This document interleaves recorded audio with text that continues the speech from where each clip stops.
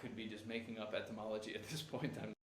Hey everybody, welcome back to English Otherwise. It's Mr. James here, and I just wanted to say thank you very much to everybody tuning in and participating in the 8 a.m. Breakfast Club, breaking down the news. Everybody watching on YouTube, do please click the thumbs up, click the subscribe, hit the bell for notifications. But most of all, especially for a little channel just getting started, please pass it along to your friends. And so now though, we go over to Cameron for the news. Good morning, mushrooms, ladies and gentlemen, boys and girls, mothers, misters, brothers, sisters, and all my cousins. It's time to plug in. We're going to break down the news and explain a lot of the language so that way you can build your vocabulary and maybe even understand a little bit more about what's going on in this crazy world. Join us, grab yourself a cup, butter your toast, and let's jam. Lots of brown here. You can see these are words and terms and headlines that we've had before. I'm building a small breakfast club. Hope to see you, some of you in here as an adjective. We can take that back to a noun, presumption, to make a presumption. Oh, but presumption, assumption. What's the difference, Mr. James? When you assume something, as we say, the old saying, when you assume something, it makes an ass out of you and me. That's how you spell the word. I'm not trying to be vulgar. When you assume something, you're guessing that it's going to happen, but based on absolutely zero evidence, just your gut or your internal prejudices, etc. And it might be completely and utterly wrong. But when we presume something, it's based on some sort of evidence. And so that way we're making a more logical guess. Well, all his competitors have dropped out of the race, and so he is the presumptive candidate. Adjective plus en means to make something that adjective, to make deep. And so a division, something is together and then it's divided, and so that means there's a gap between it, and that gap is getting deeper and deeper as the two groups go further and further apart. To call out, to confront somebody verbally in front of a crowd in order to question their logic or their information. Ooh, to endanger, like polar bears. They are endangered, and so it means to put something in danger. Now, there's not so much on the front page here, but trust me, there's more meat on the bones when we get a bit deeper, or in this case, further that way.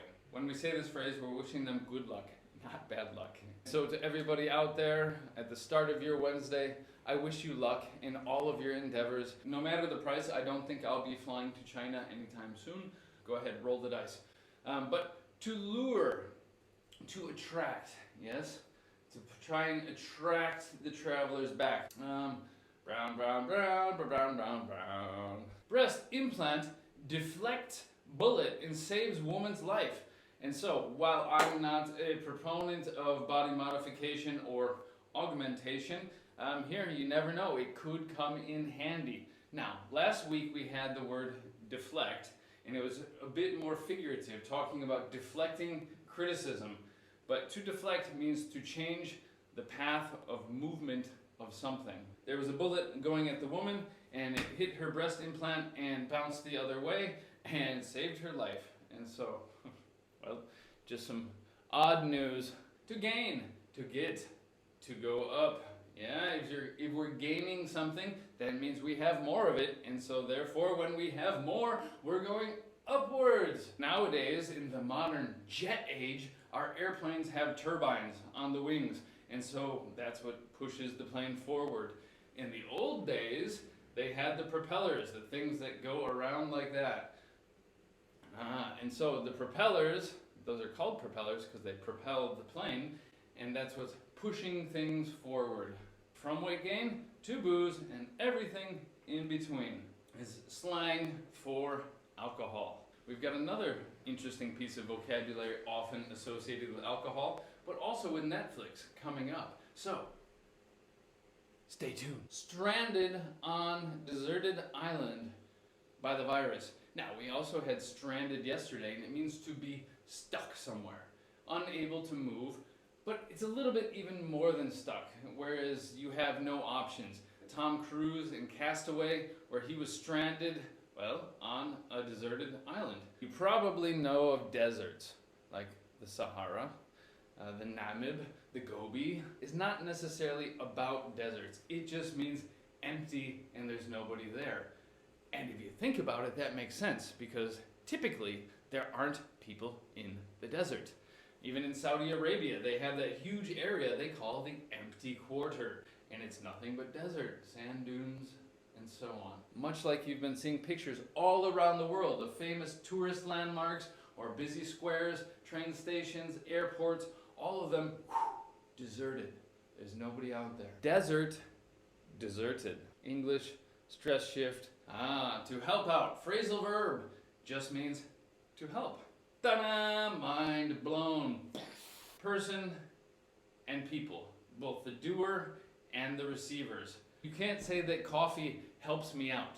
Coffee helps me. We just love phrasal verbs to make life apparently more difficult for the rest of all of you. Sorry about that. My apologies. Report! U.S. air quality falls dramatically. Falls, decreases.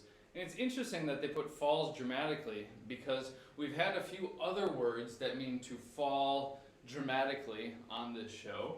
I'm thinking of two of them that start with the letter P. Anybody out there? Zdeněk, Nihan, can you think of words that have been used recently to describe something that fall in a very dramatic fashion? Maybe they're actually just making their coffee right now. All right, and so to plunge, which is often a word that we use for diving into water. Population? No, sorry, Zdeněk. Though that word does start with a P. Like those tourists when they're taking selfie and then they walk off a cliff and they plummet to their death. I don't know actually their motivation behind that. I don't write the headlines, I just explain them. Prepositions are always a bit tricky. At home, at the door, at work, at sea. Nadal was left, reduced passive, was left baffled. Just means absolutely confused. I am baffled by many aspects of this world. Hilarious just means very, very funny. To gaze just means, it's kind of like to stare at something, except to stare, it could be really angry, or it could be really creepy. Your mother probably told you when you were a child, it's not nice to point at people, and it's not polite to stare. It's kind of like to stare at something, however, with maybe admiration or affection, warm feelings.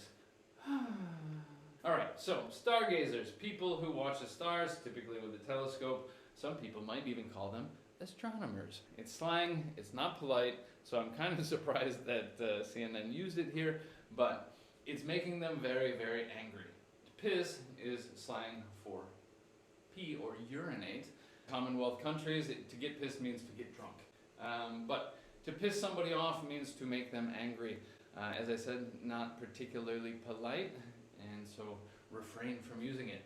However, doesn't mean you shouldn't know it. All students are to submit their homework by Friday, blah, blah, blah. If you are to do something, it's about the future, and yeah, it's quite official. It's like are supposed to. And then the gold went away, or gold didn't go away. The gold ran out, or they stopped finding gold, and so then the people moved away, and all the buildings are left there, just to slowly fall apart. Imaginary line or place, the row of people waiting to be executed for whatever crimes. I think just murder.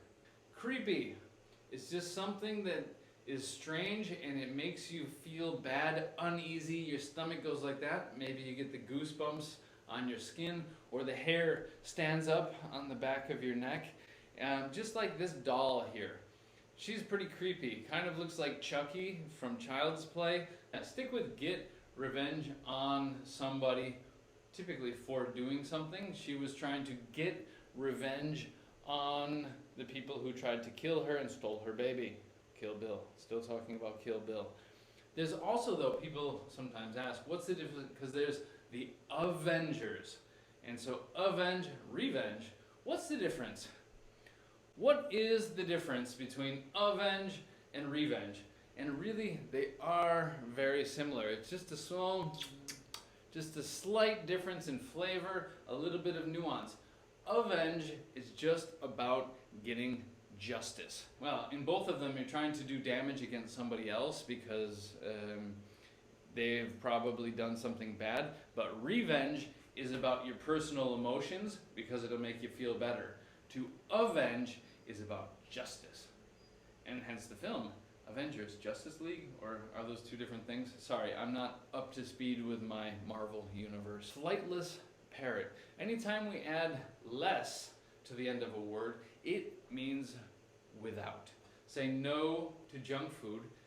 Say no to resist eating junk food. To resist is followed by gerund, ing, to resist doing something. Very good word, especially nowadays, because people are binging on, well, junk food and as well Netflix, etc. Eat a lot, drink a lot, just watch a lot to consume a lot of something. Over consume something. Etymology, etymology. Not to be confused with entomology, the study of insects. Word history. Use plants to revitalize your home. Now, of course, as a prefix meaning again. Vitalize, coming from the noun vitality, and it means energy and strength. And so, to give energy and strength back to your home. Yeah? The other day we had revive, which means bring back to life or back to consciousness from unconsciousness, but this is just to give strength or energy back to your home. And apparently plants will do that for you. San Francisco's quirky politics. Quirky just means odd or strange, but in a pleasant way. Not a creepy way, not a disturbing way, not a way that like that. So you could say it's kind of like eccentric. You could say maybe it's curious politics. I am curious about something, but we can also say something is curious because it provokes curiosity because it is out of the normal. Trying to eliminate or destroy something and therefore kill something, it's like the edge of a blade against them. And if you have a knife or a blade against somebody else, you have an edge against them. Now, I could be just making up etymology at this point, I'm not sure, but if nothing else, perhaps it'll help you remember. In a large group, the crowd suddenly surged forward. Talk about the storm surge, because as the hurricane moves inland to the land, then it brings all of this water with it. And the water, perhaps you remember when Manhattan was like completely underwater as a result of the storm surge. Please return your seatbacks and tray tables to the fully upright and locked position. We're preparing for departure. To announce something, it's just to make a formal statement. Yeah? Often in a public fashion. Grammys, salute Prince. To salute. It's a demonstration of a demonstration or an act of respect. To show respect to somebody. In this case, Prince. What's up, Minneapolis? Alright everybody, that's a wrap for Wednesday, the 22nd of April, 2020. Thanks again for watching. Here's some other videos. Click subscribe, help us out. Spread the love, spread the word, and see you soon. Bye-bye.